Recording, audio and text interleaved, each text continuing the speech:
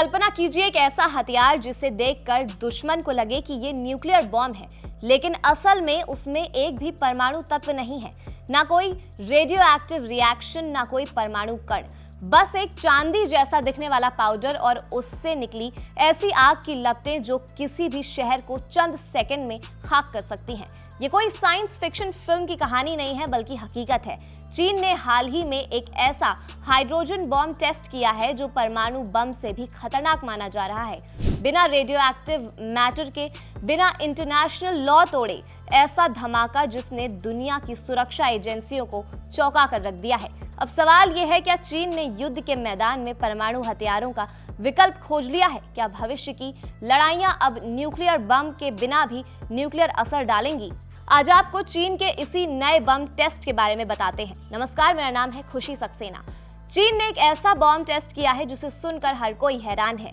ना इसमें किसी तरह का परमाणु न्यूक्लियर मटेरियल है, ना ही इसके इस्तेमाल से अंतर्राष्ट्रीय संधियों का उल्लंघन होता है, लेकिन तबाही ऐसी कि सोचकर भी रोंगटे खड़े हो जाएं।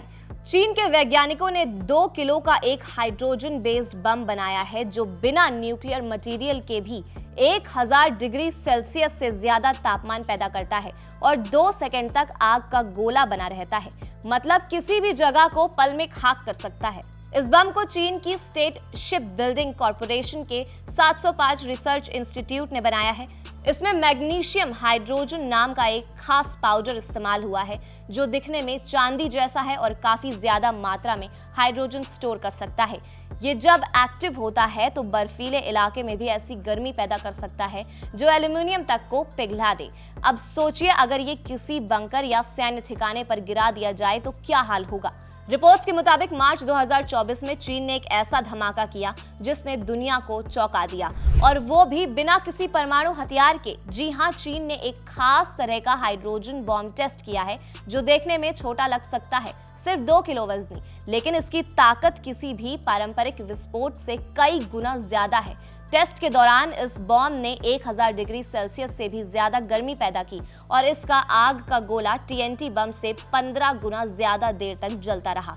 इस बॉम्ब में मैग्नीशियम हाइड्रोजन नाम के हाई क्वालिटी हाइड्रोजन स्टोरेज पदार्थ का इस्तेमाल किया गया है जो इसे और भी खतरनाक बनाता है। हैरानी की बात यह है कि इतनी तबाही मचाने के बावजूद इस हथियार को गैर परमाणु कैटेगरी में रखा जाएगा, क्योंकि इसमें ना तो न्यूक्लियर फिशन हुआ है, ना फ्यूजन, और ना ही कोई रेडियोधर्मी कचरा निकला है। तो सवाल यह है, क्या चीन ने वो रास्ता खोज लिया है जहां बिना परमाणु बम के ही न्यूक्लियर तबाही फैलाई जा सकती है? अब जरा सोचिए, ऐसा बम जो न्यूक्लियर नहीं है लेकिन असर वैसा ही डालता है, ना अंतर्राष्ट्रीय परमाणु संधियों का उल्लंघन, ना रेडिएशन का खतरा, और फिर भी दुश्मन के इलाके को पल भर में राख में बदलने की क्षमता। क्या चीन अब ऐसा सुपर वेपन की दौड़ में है जिसमें कम लागत में ज्यादा विनाश मुमकिन हो सकता है? रिपोर्ट्स के मुताबिक ये बम TNT विस्फोट से 15 गुना ज्यादा ताकतवर है। TNT का धमाका जहां कुछ मिली सेकेंड्स में खत्म हो जाता है, वहीं यह हाइड्रोजन बम 2 सेकंड तक भयंकर तापमान बनाए रखता है। इसकी आग तेजी से फैलती है और बहुत बड़े इलाके को नुकसान पहुंचा सकती है।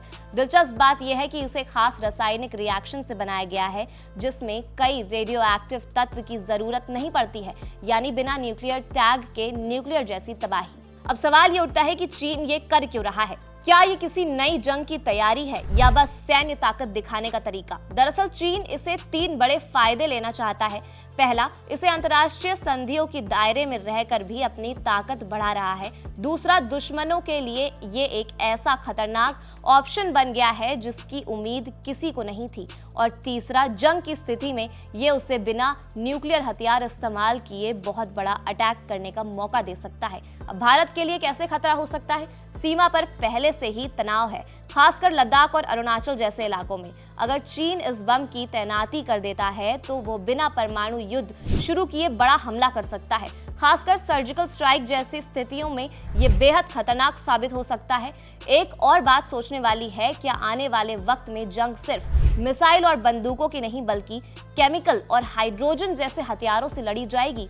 क्या हमें भी अपनी सैन्य रणनीति में बदलाव करना चाहिए? क्या ये हथियार नो न्यूक्लियर होते हुए भी न्यूक्लियर जैसा खतरा बन सकते हैं? आपका क्या मानना है? हमें कमेंट सेक्शन में जरूर बताएं और देखते रहें ABP लाइव।